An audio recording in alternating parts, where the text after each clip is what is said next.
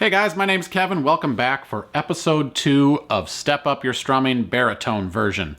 So in this episode, we're going to check out a very common pattern called the island strum. We're going to break it down step by step, and we're going to work a little bit more on counting some of our mechanics, some of the things we talked about in episode 1, and then we're going to incorporate the metronome.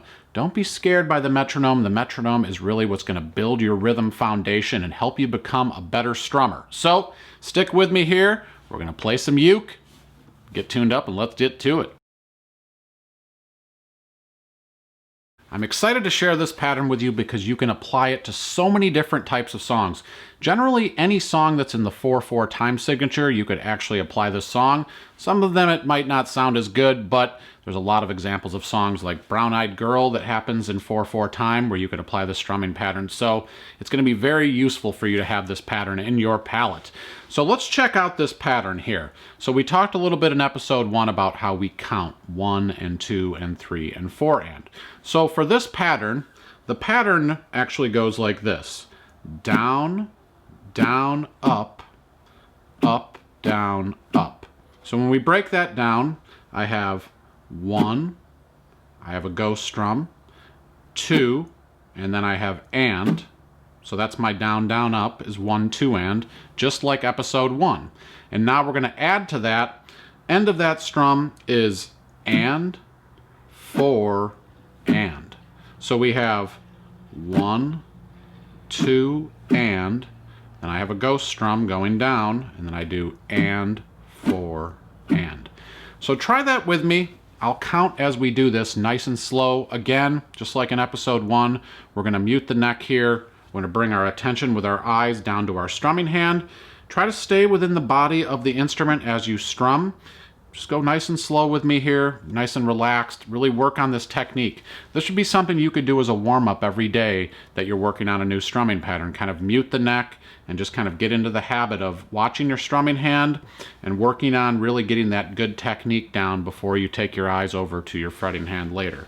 So here we go. I'll give us a 4 count in. We'll go nice and slow here without the metronome. And we're going to start gradually incorporating that in as well. So here we go.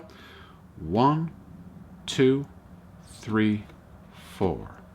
1, 2, and 4, and 1, 2, and 4, and 1, 2, and 4, and 1, 2, and 4, and.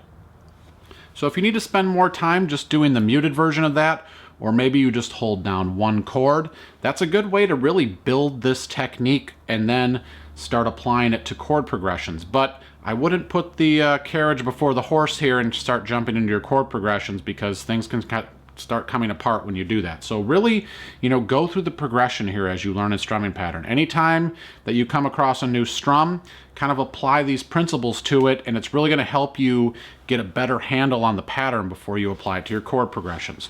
So now that we have this in place, let's try here with a single chord to incorporate a metronome into this. So this is really going to build a foundation of timing for you. And timing is the most important aspect of strumming. If your timing is off, everything is off. So using the metronome is going to build that internal clock and really make you feel the strumming pattern. So I have the metronome set to 70 BPM. I'll click that and I'll count in with the metronome with the clicks, and then we'll try to play along with this. So this might be something that's new for you, but don't be scared. This is going to be a really cool thing. It's really going to help you here. So here we go. We're just going to hold down a G chord, ring finger on the 3rd fret of the E string. So here we go. 1, 2, 3, 4. 1, 2, and 4, and 1, 2, and 4, and 1, 2, and 4, and.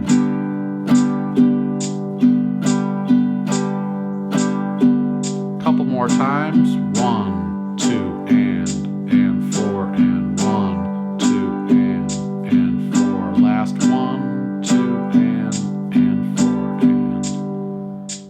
All right, so the next step in our progression here is we're going to apply this to a chord progression. So We're going to just use 2 chords here because I want most of our focus again just to be on the strumming pattern, so I don't want us to have to worry too much about what's happening in our fretting hand. So we're going to go back and forth between G and E minor. So we'll play our E minor here with our middle finger on the D string on the 2nd fret, and we're just going to bounce back and forth between these 2 chords. So we'll do the strumming pattern 2 times per chord, and as you're thinking about this, kind of watch your left hand now. Try to kind of start gradually moving your vision away from your strumming hand, and now watch your fretting hand kind of moving back and forth. If you can not watch your fretting hand, that's okay too, but when you start playing the instrument more, you're going to want to, gradually take your vision here to your fretting hand. So let's do this again at 70 BPM with the metronome. I'll count us through, and we're going to do 2 times through the strumming pattern on each chord. And here we go. 1, 2, 3, 4. 1, 2, and 4, and 1, 2, and 4, and switch. 2, and 4, and 2, 2, and 4, and switch. Just listen to that metronome. 1, 2, and 4, and 1, 2, and one more time. 1, 2, and 4, and 1, 2, and 4, and 1, 2, and 4, and 1, 2, and 4, and. All right, so now we're going to bump the tempo up a little bit. We're going to move towards 80 BPM. So if you need to spend more time with the slower tempo, that's totally cool. But for those of you who want a little bit more speed here and pace, we're going to bump it up a little bit. We're going to do the same 2 chords, same number of times. This is just kind of to help work on kind of getting the strumming hand moving a little bit faster now. So here we go. 80 BPMs. I'll count us in. 1, 2, 3, 4. 1, 2, and 4, and 1, 2, and 4, and 1, 2, and 4. Back to the G,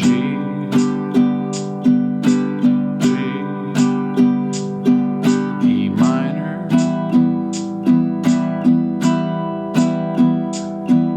again. 1, 2, and 4. One more time, make it your best repetition yet. 2, and 4, and 1, 2, and 4, and 1, 2, and 4, and.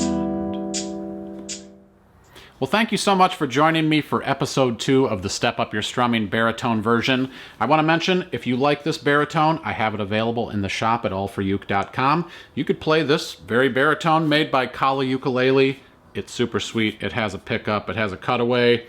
It sounds great. You've heard it. You know what it sounds like. If you guys like this lesson, make sure you're subscribed to the channel. Click that alert bell so you know when the next lesson is coming your way. And don't forget to go over to allforuke.com where I have a PDF for this lesson for my members there.